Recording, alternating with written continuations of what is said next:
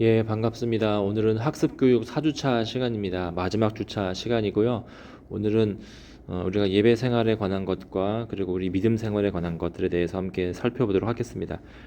매주 우리가 예배를 드리고 또 우리 삶에서 지켜야 할 것들, 우리가 꼭 기억해야 될 것들을 함께 나누는 시간이니까 끝까지 잘 들어주시면 감사하겠습니다. 자, 우리 39번부터 보겠습니다. 자, 예배 시간은 무엇을 하는 시간입니까? 하나님께 경배와 찬양과 기도와 헌금을 드리고 하나님으로부터 말씀과 은혜와 응답과 복을 받고 성령으로 교통하는 시간입니다. 이렇게 쓰여 있습니다. 이렇게 볼 때에 예배 시간은 우리가 일방적으로 듣는 시간이 아니고 그래서 뭐 관람하는 시간 그런 시간이 아니고 하나님과 교제하는 시간입니다. 우리가 하나님께 드릴 것이 있고 또 하나님께서 우리에게 주시는 것이 있죠. 우리가 하나님께 드리는 것은 우리의 마음을 다하여서 찬양하는 것, 그리고 또 경배하는 것, 또 그리고 우리가 하나님께 기도하는 것, 그리고 또 헌금하는 것, 이것들을 말한다고 볼 수 있습니다. 이 헌금도 하나님이 나에게 물질을 주셨다라는 믿음의 고백이기 때문에 드리는 거죠. 그래서 감사하는 마음으로 또 즐거워하는 마음으로 자원하는 마음으로 하나님께 드리는 것이고, 그 다음에 하나님이 우리에게 주시는 것이 있는데 특별히 이 말씀을 통해서 우리에게 은혜를 주시고 또 말씀을 통해서 우리의 또 기도에 응답을 주시고 또 말씀이라고 하는 또 신령한 복들을 우리에게 주시죠. 이렇게 하나님과 교제하는 시간입니다. 하나님께 드리고 또 받고 하면서 하나님에 대해서 더 알아가게 되고 또 말씀을 통해서 하나님을 더 만나게 되는 시간이 바로 예배 시간이다라는 겁니다. 그래서 그저 앉아서 뭐 1시간 뭐 이렇게 계시다가 가는 것도 물론 이제 중요한 또 형식의 것들이지만 예배 시간의 본질은 하나님과의 교제하는 시간이다. 하나님을 만나는 시간이다. 이것을 잘 기억하시면 좋겠습니다. 그 다음에 40번입니다. 예배의 참석은 언제부터 언제까지 해야 합니까? 자, 예배라는 것은 우리가 물론 우리 모든 삶이 예배여야겠지만 이제 공적으로 시간을 정해서 드리는 그 예배 시간을 생각해 본다면 우리가 정한 시간, 뭐 9시면 9시, 11시면 11시 그 시간에 딱 그 시간을 지켜서 개회하는 시간.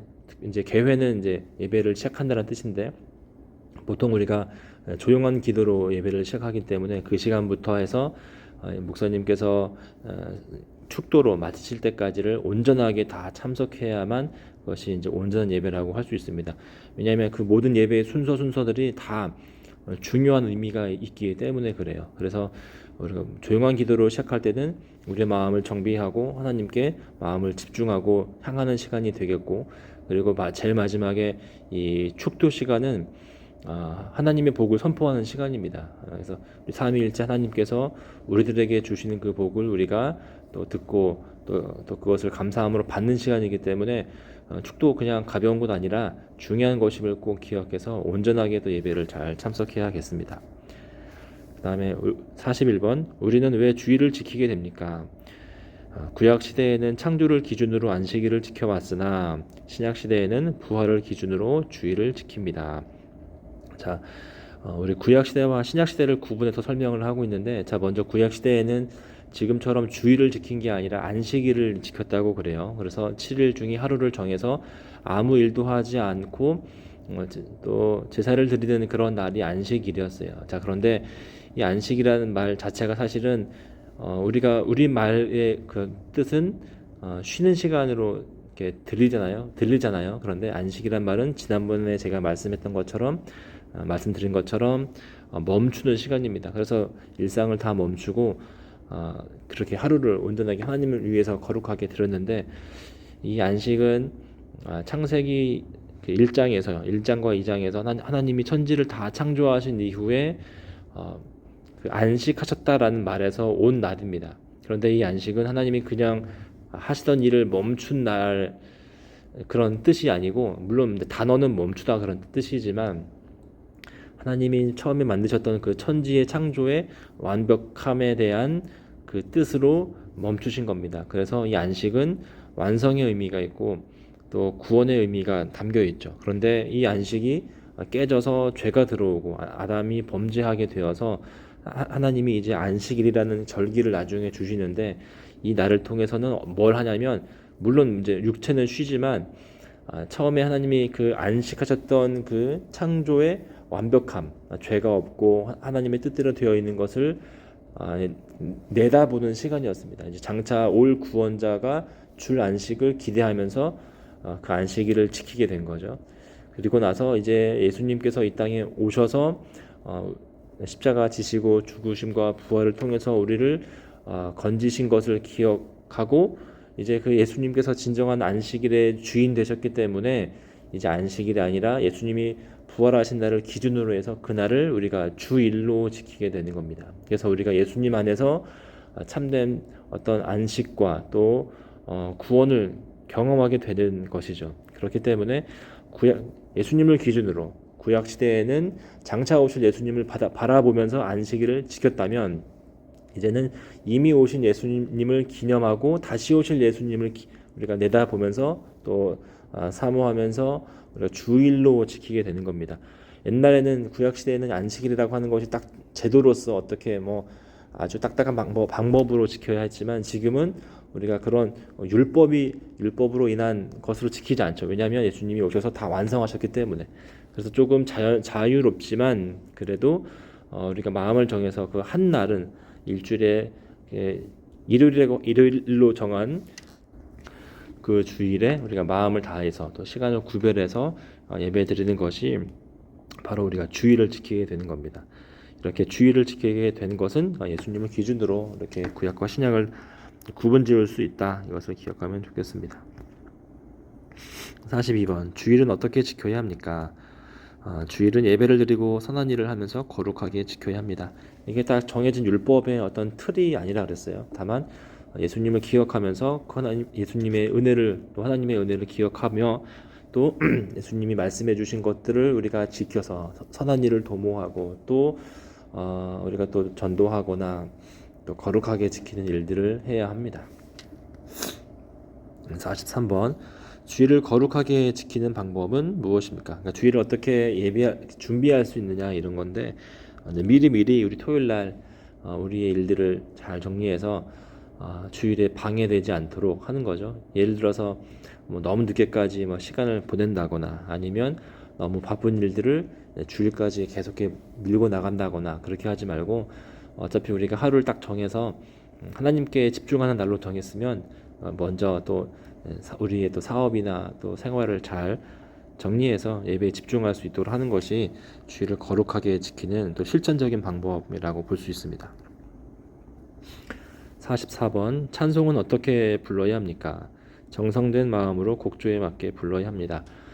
이 찬송은 가락이 있고 또 박자가 있고 또 그렇기 때문에 중요한데 이 찬송을 부를 때는 우리가 막 흥이 나서 어떤 인간적인 흥으로 부를 게 아니라 정성을 다한 마음으로 이제 그 곡조에 맞게 또 그 선율에 맞게 우리가 또 감사함과 또 이런 기쁜 마음을 담아서 드리는 것이 제일 좋겠죠.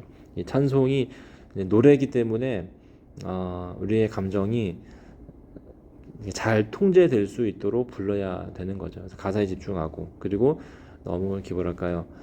이 가락이 멜로디가 우리의 또 마음을 훔쳐서는 안 되는 것이 중요하겠죠. 45번 헌금은 무엇입니까? 예배 시간에 성도가 받은 물질을 하나님께 바치는 일입니다. 하나님이 나에게 주신 그 물질을 내가 감사함으로 주님께 드리는 것. 하나님이 뭐 돈이 없어가지고 우리한테 헌금하라고 하는 거 아니잖아요. 감사하는 마음으로 우리가 드리는 겁니다. 내가 내 믿음의 분량대로 하시면 돼요. 11조든지 감사헌금이든지 주일헌금이든지 내가 하나님께 감사하는 마음으로 또 내가 너무 이 헌금으로 인해서 시험 들거나 하지 않는 선에서 하나님께 드릴 수 있는 것이 헌금입니다. 46번 헌금할 때 주의할 것은 인색한 마음이나 억지로 드릴 것이 아니고 감사와 자원하는 마음으로 즐겨 바쳐야 합니다. 마치 내가 사랑하는 사람에게 맛있는 것을 사주고 선물을 해주고 또 그렇게 하는 것처럼 하나님께도 감사하고 또 기뻐하는 마음으로 즐거워하는 마음으로 누가 시켜서 하는 게 아니고 안 하면 내가 벌을 받기 때문에 하는 것이 아니라 감사와 이런 즐거운 마음으로 드리는 것이 가장 하나님이 받으시기에 합당한 헌금이라고 할 수 있습니다. 기도는 누구에게 합니까? 기도는 당연히 우리 하나님께만 하는 것입니다. 기도는 어떤 천지신명께 하는 게 아니고 우리 천지를 지으신 우리 하나님께 우리가 기도해야 된다. 이것을 꼭 기억하기를 바랍니다. 옆에는 이제 마태복음 6장 6절과 또 요한복음 14장 16절 나와 있는데, 이 하나님은 특별히 우리가 예수님을 믿으면 우리의 아버지가 되시기 때문에 하나님이시면서 또 우리 아버지가 되신다는 것도 잘 기억하면 좋겠습니다. 기도는 누구의 이름으로 해야 합니까? 이거 중요하죠. 예수님의 이름으로 기도해야 합니다. 그래서 우리가 기도할 때 제일 마지막으로 우리가 기도하는 것은 예수님의 이름으로 기도드립니다. 아멘, 이렇게 하고 마칩니다. 이건 중요합니다. 우리가 하나님께 우리의 어떤 소원과 우리의 마음을 아뢰릴 수 있는 근거는 우리가 예수님으로 인해서 구원받았기 때문에, 우리가 예수님 안에 있는 존재이기 때문이죠. 그래서 예수님 안에 있어서 우리가 하나님의 백성과 자녀가 되는 거고, 우리가 예수님 안에 있기 때문에 하나님께서는 우리의 기도를 들으시는 겁니다. 그래서 제일 마지막에는 꼭 예수님의 이름으로 기도합니다. 아멘, 이렇게 하셔서 기도를 마치셔야 합니다. 자, 이제 성도의 생활에 관해서 우리가 보겠는데 49번입니다. 교인이 된 후에 특별히 금해야 할 일은 무엇입니까? 자, 우리가 교인이 되었다, 성도가 되었다는 것은 쉽게 말하면 내가 하나님의 백성이 되었다.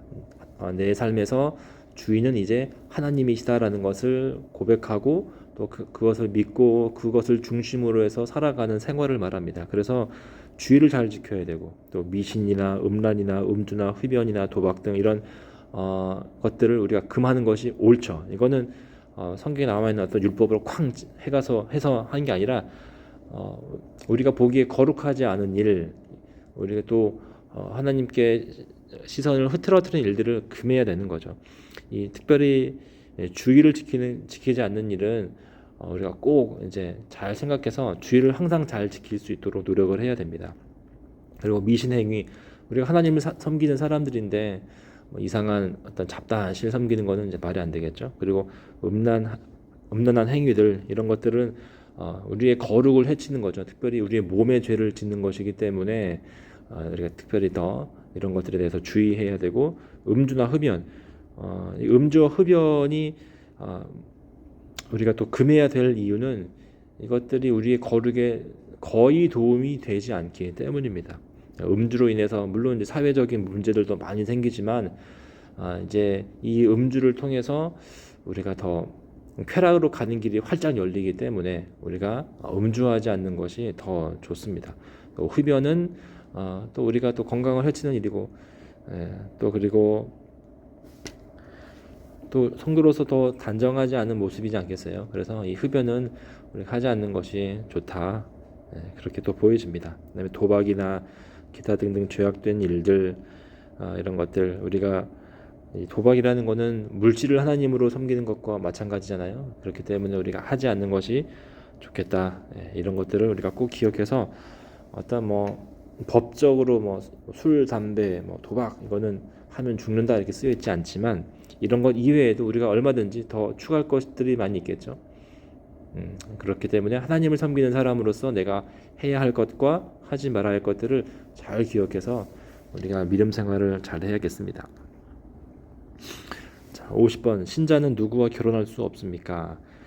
신자는 비신자나 이단 교파와는 결혼할 수 없습니다. 자, 이 말씀은 이제 바울이 고린도전서라는 성경책에서 이야기했던 건데, 그렇게 비유를 합니다. 하나님을 섬기는 하나님 백성과, 그리고 이단에 속한 자, 다른 어떤 우상을 섬기거나 또 미신을 섬기거나 하는 것은 마치 그리스도와 우상이 함께 할 수 없는 것처럼 너희도 그렇게 비신자나 또 이단 교파와는 결혼을 해서는 안 된다라고 정해주고 있습니다. 내가 전도하면 되지 않겠습니까? 라고 말씀하시는 분도 있고, 실제로 이제 안 믿는 남편과 아내와 결혼을 했다가 또 그 아내와 남편이 돌아오는 경우도 있지만, 그거는 이제 하나님이 은혜를 주신 거고, 우리가 추구해야 될 것은 우리가 믿지 않는 사람과 또 이단 교파와는 결혼하지 않는 것이 하나님 말씀해 주신 또 그런 방법이다, 그런 길이다, 이것을 꼭 기억하면 좋겠습니다. 51번, 교인은 세상에서 어떻게 살아가야 합니까? 자, 우리 성도의 삶의 방향. 자, 첫 번째는 말씀대로 살아가는 겁니다. 성경대로 살기 위해 성경을 힘써 배우고 또 예수님의 가르침을 생활 속에서 실천해야 합니다. 어렵죠. 쉽지 않지만 그래도 우리가 하나님 백성이기 때문에 하나님의 통치를 받는 사람으로서 그분의 법을 잘 따라가는 것 너무너무나 중요합니다. 52번. 그러면 누가 복을 받을 수 있습니까? 누가 복된 사람입니까? 요한계시록 1장 3절의 말씀처럼 성경을 읽고 듣고 지키는 자가 복이 있다 이렇게 말하고 있습니다. 시편에서도 말하고 있죠. 또 하나님의 법을 즐거워하고 따라가는 사람이 복 있는 사람이다 라고 말합니다. 이 복의 기준이 그래서 세상과 다릅니다. 세상에는 소유와 능력 이런 것들로 판단하지만 우리 믿는 사람들에 있어서 복은 바로 하나님 그 자체가 되십니다. 하나님이 나에게 가장 큰 복이 되셔서 하나님께서 나의 가장 큰 기쁨과 즐거움이 되시고 또 그분을 따라가는 것이 우리의 또 삶이 되기 때문입니다. 53번. 환난과 핍박을 받아도 예수님을 믿겠습니까? 자, 이 말의 의미는 일단 예수님 믿어도 환난과 핍박이 있다는 거죠. 예수님을 믿으면 모든 고통에서 면제받는다 그렇게 예수님이 말하신 적이 없어요. 오히려 예수님을 믿으면 더 잘 믿으려고 할수록 고난을 받게 된다라고 이야기합니다. 그러나 우리는 끝까지 낙심하지 않고 또 모든 일들을 또 하나님의 뜻대로 바로 잡아 주실 것을 믿고 그리고 나를 구원해 주시고 또 죽으신 예수님을 기억함으로 우리가 끝까지 주님을 믿고 다른 삶을 살아야 합니다. 자, 이제 54번과 55번은 우리 주기도문과 그리고 사도신경을 우리가 외우는 것인데 우리 성경책에 보면은 이 나와 있는 첫 번째 우리 주기도문은 말 그대로 주님이 가르쳐 주신 기도문이란 뜻입니다. 그래서 내용들이 이제 두 가지 분류로 해서 하나님께 구하는 것과 그리고 우리의 구하는 것들에 대해서 기도가 나와 있습니다. 한 번씩 보시고 꼭 암송하시기 바랍니다.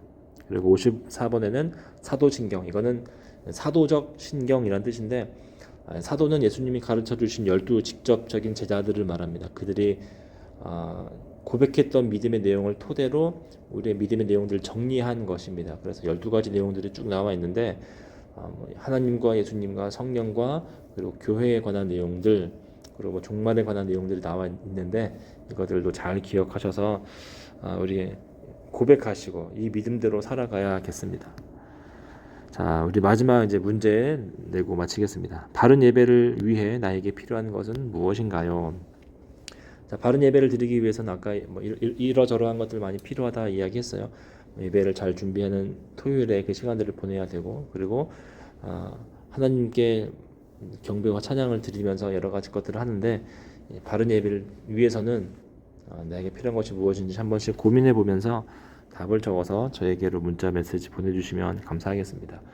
4주 동안 너무 고생 많이 하셨고 우리 학습교육 이 4주차 받는 시간 동안 이 내용들을 잘 기억해서 또 우리 6개월 후에 또 세례도 받으시고 또 우리 세례 교인으로서 우리 세례 이후에 또 아름다운 믿음 생활도 계속 이어져 나가시기를 또 기도하도록 하겠습니다. 고생 많이 하셨습니다. 감사합니다.